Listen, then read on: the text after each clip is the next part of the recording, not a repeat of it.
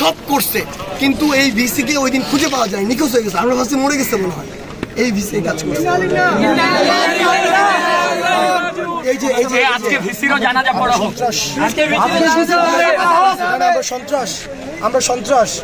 আমরা সন্ত্রাস কাদের জন্য এইভাবে কথা